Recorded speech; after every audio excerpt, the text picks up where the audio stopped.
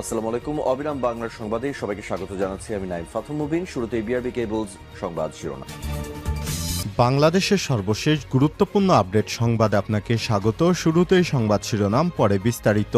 শুরুতেই জানাবো, বাংলাদেশে বিদ্যুৎ সরবরাহ শুরু করল নেপাল। বাংলাদেশকে ভারত হয়ে আনুষ্ঠানিকভাবে বিদ্যুৎ সরবরাহ শুরু করেছে নেপাল। আজ 15 নভেম্বর ত্রিপক্ষীয় চুক্তি অনুযায়ী বিদ্যুৎ পাঠায় দেশটি। এরপর জানাবো, সবার মুখে মুখোশ ছিল তারা এলোপাতাড়ি গুলি ছুড়তে থাকে। 20 থেকে 25 জন হবে। সবার মুখে মুখোশ ছিল। চট্টগ্রামে তারা এলোপাতাড়ি গুলি ছুড়তে শুরু করে, এতে বেশ কয়েকজন আহত হয়েছে। জানা গেছে বিএনপির দুই পক্ষের গোলাগুলি হয়েছে চট্টগ্রামে। এ বিষয়ে গুরুত্বপূর্ণ সংবাদ জানাবো, সঙ্গেই থাকুন। এদিকে রাজধানীর মিল্লাত ক্যাম্প এলাকায় যৌথ বাহিনীর অভিযান, আটক 26। রাজধানীতে অভিযান চালিয়ে তালিকাভুক্ত শীর্ষ মাদক ব্যবসায়ী সহ মোট 26 জনকে গ্রেপ্তার করেছে সেনাবাহিনী। এ সময় আটককৃতদের কাছ থেকে গাঁজা, হেরোইন, ছুরি, চাপাতি এবং নগদ অর্থ উদ্ধার করা হয়। জানিয়ে দিব, ফ্যাসিবাদ পতনের 100তম দিন উপলক্ষে রূপনগরে জামাতের মিছিল। ঢাকা মহানগরী উত্তর বাংলাদেশ জামাত ইসলামের রূপনগর থানা 15 নভেম্বর ফ্যাসিবাদ পতনের 100তম দিন উপলক্ষে ঢাকার রূপনগরে বিক্ষোভ মিছিল ও সমাবেশের আয়োজন করে। এদিকে ফ্যাসিবাদের শেকড় অনেক দূর ছড়িয়ে আছে বললেন আসিফ নজরুল। আইন বিচার এবং সংসদ বিষয়ক উপদেষ্টা অধ্যাপক ডক্টর আসিফ নজরুল বলেছেন, ফ্যাসিবাদের শেকড় অনেক দূরে ছড়িয়ে আছে। 15 বছরের শাসনকে কয়েক সপ্তাহে মোকাবেলা সহজ কথা নয়। আজ রাজধানীর গুলশানে এএফএডি এর 8ম কংগ্রেসের উদ্বোধনী অধিবেশনে তিনি এসব কথা বলেন। এবং সর্বশেষ জানাবো, ইসরায়েলি প্রধানমন্ত্রী বেঞ্জামিন নেতানিয়াহুর বাসভবনে আবারও ড্রোন হামলা। ইসরায়েলের দক্ষিণ হাইফায় যুদ্ধবাজ প্রধানমন্ত্রী বেঞ্জামিন নেতানিয়াহুর বাসভবন লক্ষ্য করে আবারও হামলা হয়েছে। বার্তা সংস্থা ইরনা জানিয়েছে, গতকাল বৃহস্পতিবার রাতে হাইফা ও তেল আবিবের মাঝামাঝি সিজারিয়ায় ইসরায়েলি প্রধানমন্ত্রী বেঞ্জামিন নেতানিয়াহুর বাসভবন থেকে বিস্ফোরণের শব্দ শোনা গেছে। প্রিয় দর্শক, এতক্ষণ শুনছিলেন সংবাদ শিরোনাম, এবারে বিস্তারিত। তবে তার আগে বন্ধুরা, অনুরোধ থাকবে এই সংবাদটিতে একটি লাইক দিন। এই চ্যানেলে আপনি নতুন হয়ে থাকলে আমাদের সংবাদটি দেখতে দেখতে চ্যানেলটি সাবস্ক্রাইব করে রাখুন। কমেন্ট করে বন্ধুরা আপনার মূল্যবান মতামত জানিয়ে দিন আপনি বিশ্বের কোন দেশ থেকে বা বাংলাদেশের কোন স্থান থেকে আমাদের সংবাদটি দেখছেন এবং শুনছেন। এবারে বিস্তারিত। বাংলাদেশে বিদ্যুৎ সরবরাহ শুরু করল নেপাল। বাংলাদেশকে ভারত হয়ে আনুষ্ঠানিকভাবে বিদ্যুৎ সরবরাহ শুরু করেছে নেপাল। শুক্রবার 15 নভেম্বর ত্রিপক্ষীয় চুক্তি অনুযায়ী বিদ্যুৎ পাঠায় দেশটি। ভারত সরকারের জনসংযোগ বিভাগ, প্রেস ইনফরমেশন ব্যুরো পিআইবি প্রকাশিত বিদ্যুৎ মন্ত্রণালয়ের এক বিজ্ঞপ্তিতে সব তথ্য জানানো হয়েছে।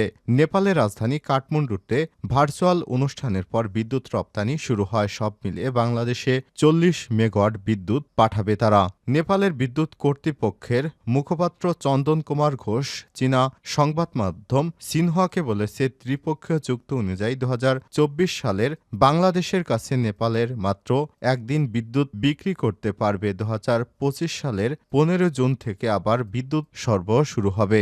অনুষ্ঠানে বাংলাদেশের বিদ্যুৎ জ্বালানি উপদেষ্টা মোহাম্মদ ফাউজুল কবির খান, ভারতের বিদ্যুৎ বিষয়ক মন্ত্রী মনোহর লাল এবং নেপালের জ্বালানি মন্ত্রী দীপক খাটকা অংশ নেন। চলতি বছরে মে জুনে নেপালের তৎকালীন প্রধানমন্ত্রী পুষ্পকমল দাহল প্রচণ্ড ভারত সফরে বাংলাদেশের জলবিদ্যুৎ সরবরাহের বিষয়ে ত্রিপক্ষীয় চুক্তির ঘোষণা দিয়েছিলেন। পরে 3 অক্টোবর এই চুক্তি সই হয়। চুক্তি অনুযায়ী নেপাল প্রতি বছর 15 জুন থেকে 15 নভেম্বর পর্যন্ত ভারতের ভেতর দিয়ে সঞ্চালন লাইন দিয়ে বাংলাদেশে উদ্বৃত্ত বিদ্যুৎ রপ্তানি করবে। প্রতি ইউনিটের দাম নির্ধারণ করা হয়েছে 6.4 সেন্ট, 100 সেন্টে $1, বাংলাদেশি মুদ্রায় যা 60.5 টাকা।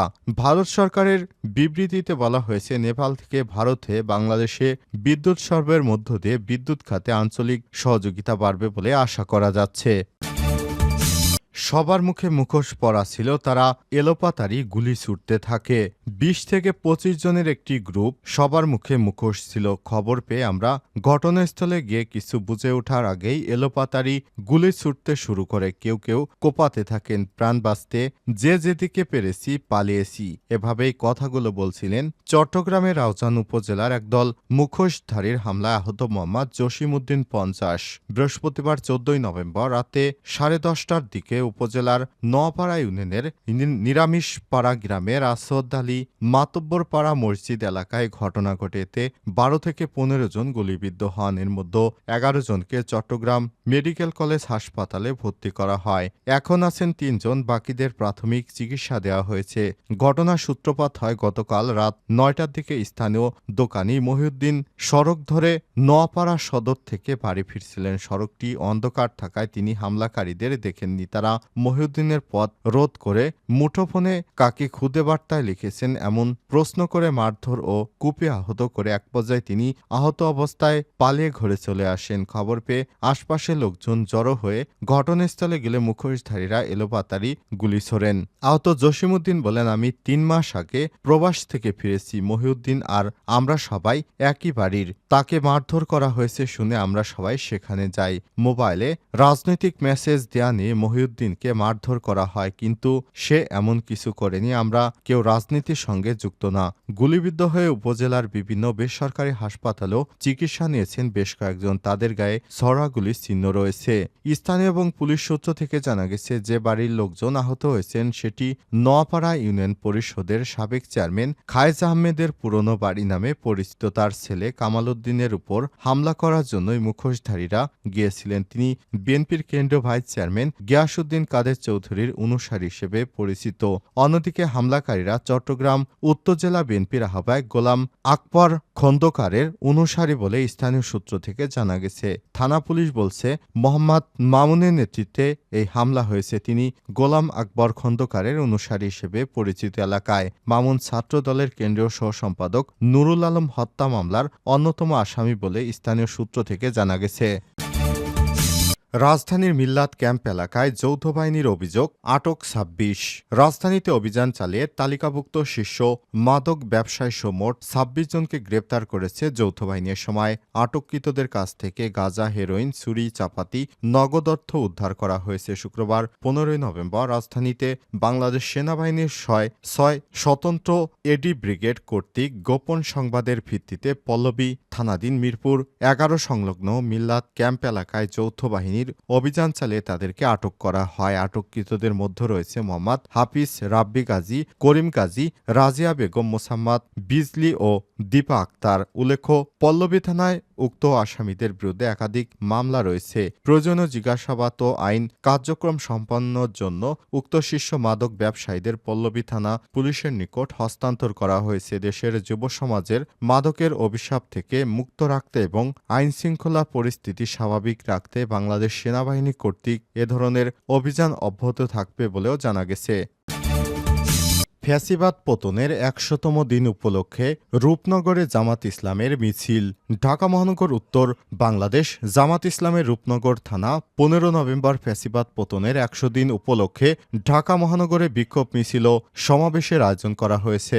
থানা জামাতের সেক্রেটারি মোশারেফ হোসেন ভূঁইয়ার পরিচালনায় সময় প্রধান অতিথি হিসেবে উপস্থিত ছিলেন বাংলাদেশ জামাত ইসলামের রূপনগর থানার আমির মোহাম্মদ আবু হানিফ পল্লবী, দক্ষিণ থানা আমির মোহাম্মদ আশরাফুল আলম পল্লবী, মধ্য থানা আমির আবুল কালাম, পাঠানশো থানা কর্মপরিষদ সদস্য নুরুল ইসলাম, হাসান মোহাম্মদ ইউসুফ, হাসানুল বান্না চপল, ইঞ্জিনিয়ার মোহাম্মদ মিজানুর রহমান, দেওয়ান মোহাম্মদ শাহজাহান, সাইফুল ইসলাম, নুরুন্নবী মানিক, লতিফুন খাবির সহ থানার সর্বস্তরের জনগণ এ সময় উপস্থিত ছিলেন। প্রধান অতিথির বক্তব্যে বলা হয়েছে, সহস্রাধিক শহীদ ও হাজার হাজার আহতের বিনিময়ে অর্জিত দ্বিতীয় স্বাধীনতা রক্ষায় ছাত্র জনতা নির্বিশেষে সকল রাজনৈতিক দলকে ঐক্যবদ্ধ ভূমিকা পালন করতে হবে। সমাজের সকল স্তর থেকে ফ্যাসিবাদের বীজ উপড়ে ইসলামী সমহান রাষ্ট্র প্রতিষ্ঠা এখন সময়ের অপরিহার্য দাবি। এ সময় তিনি আরো বলেন, ফ্যাসিবাদ আমলের চাঁদাবাজি প্রথা বিলুপ্ত করতে হবে। দ্রব্যমূল্যের সিন্ডিকেট ভেঙে সকল পণ্য সর্বসাধারণের ক্রয় ক্ষমতার মধ্যে নিয়ে আসতে হবে। রূপনগর থানার ঘরোয়া মোড় থেকে শুরু করে মিছিলটি এ সময় বিভিন্ন সড়ক প্রদক্ষিণ করে রূপনগর চলন্তিকা মোড়ে সমাবেশের মাধ্যমে শেষ হয়।